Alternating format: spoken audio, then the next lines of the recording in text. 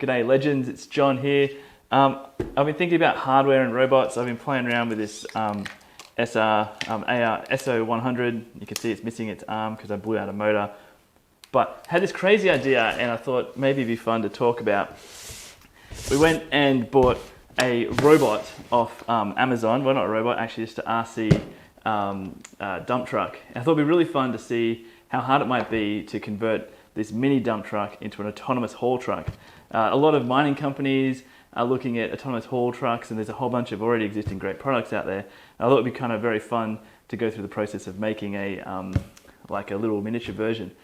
So I don't exactly know what I'm going to find out when we open this, but hey, it's an unboxing video. Let's give it a go. So came with some batteries, and oh my god, just cut this thing. All right, and there's another box. Sick. Alrighty, cool. How do I open this thing? Check this out. Oh, yes, rip it open. Oh, there's another bit of tape. Extra tape there. Let's go. So this should be an RC remote control dump truck. Oh, this is actually a bit smaller than I thought it would be when I bought it, but that's okay. Let's have a look. Cool, we've got some lithium batteries because there was that big warning about that. Better not pierce the lithium batteries with my box cutter. Alrighty. What do we got here? There's just a thing. Alright, rip this open. I actually quite like the quarry background. I think that's pretty sick. But let's go. Oh, I need so it's a full metal body, and I need screwdrivers to actually extract this from the base. Both there and there. Okay, one moment please.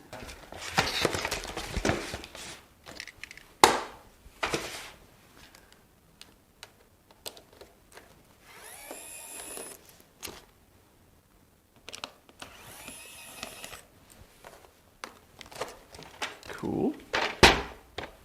Let's extract the controller.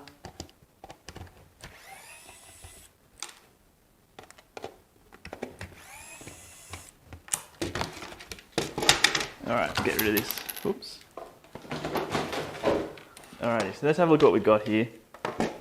May not be able to drive it because it might need to charge. We've obviously got a battery place. I'm interested because this truck should be able to actually articulate its bay. So there's probably a motor to control that. Let's pull off this plate and see what happens.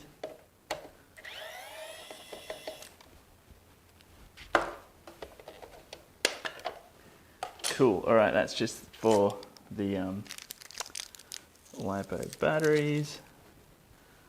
I wonder if I just connect this in, if this will work.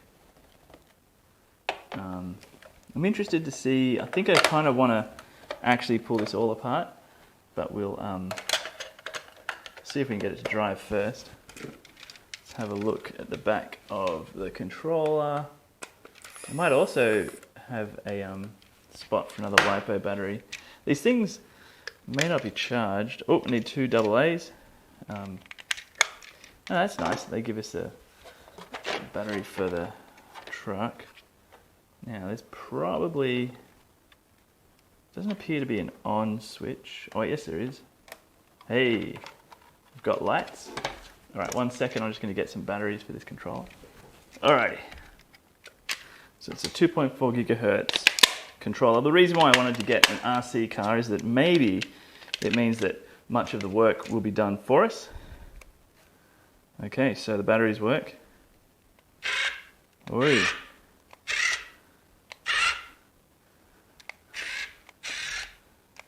Oh, okay, so each of these buttons controls one of the forward. Well, maybe you're both connected. Haha, yes! This is what I was hoping. So we can use this mechanism here to raise these buttons, to raise and lower. Ah, yeah, cool.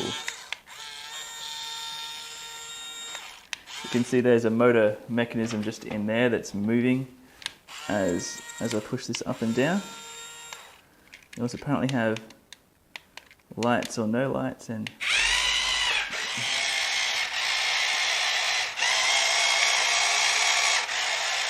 alright, whatever that is. Yeah. Alright. So it's definitely a diff drive robot. I can control each side of wheels individually, and I have control for the tray up and down. Let's bring the tray down. Yeah, so I think this might be quite a fun thing. I think the next step is to take off this plate. I'll remove the batteries from the bottom. And now let's see what we've got inside.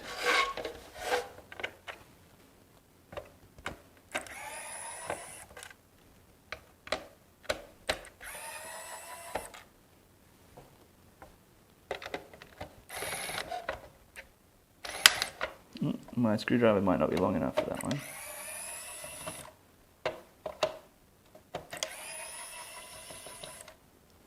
See, is this plate coming out? Not yet. I think these are.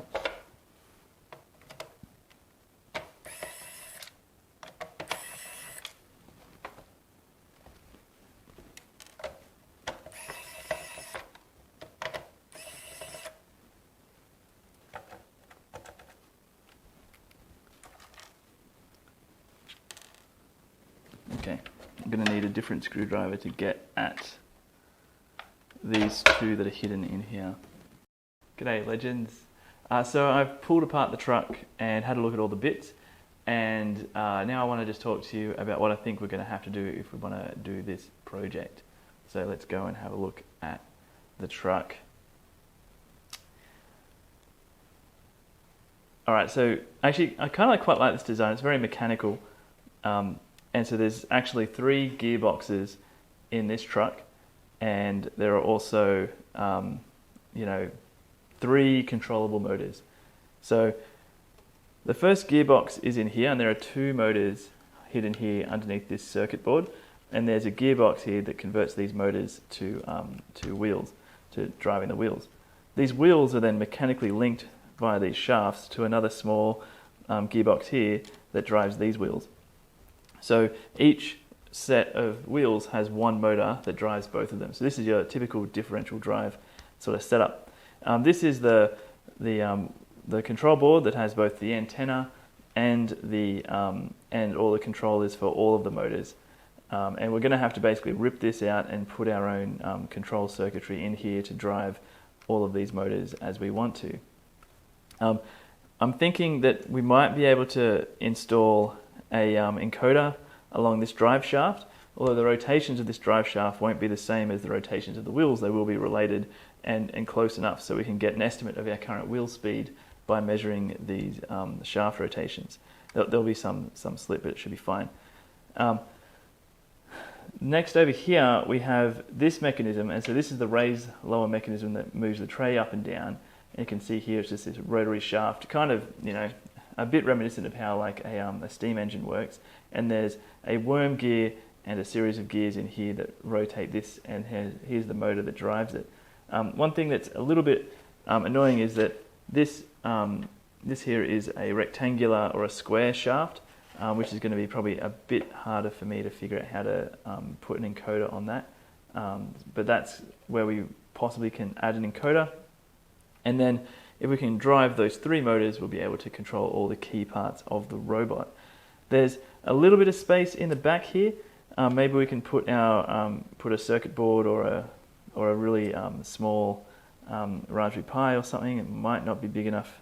And then I think that on the top, we will probably end up ripping out, we'll probably end up taking off all of this furniture and trying to put a LiDAR here. And perhaps this is where a LiDAR and a Raspberry Pi would actually fit quite well. So this project's going to be quite, quite interesting, because we're going to have to do a little bit of mechanical design to fit parts that are going to fit inside of the body. We're going to have to also get some electronics to get motors that are going to be controllable, and we're going to have to find and install encoders so that we can get feedback from the 3 motors in the system. So yeah, so that's what this project's going to be about. Catch you later.